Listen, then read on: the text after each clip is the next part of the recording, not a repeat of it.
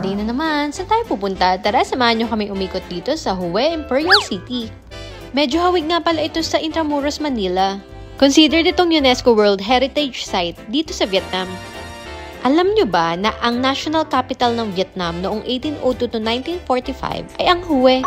Ang Nguyen Dynasty, ang last dynasty ng Vietnam before sila sinakop ng France. Ang entrance fee nga pala dito ay 200,000 dong.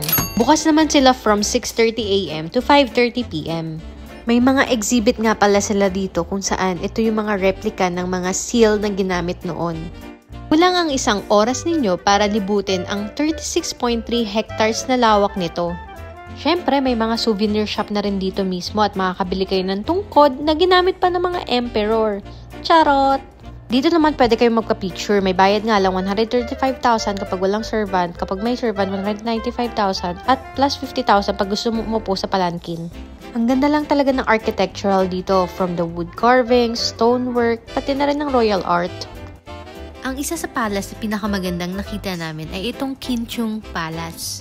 Itinayo ito noong 1923 kaso nga lang ay nag-collapse noong 1947 kaya noong 2019 ay naisipan nilang i-restore. Nag-open sa public noong 2024. Sa loob naman ay mafe-feel mo talagang prinsesa ka. Hey!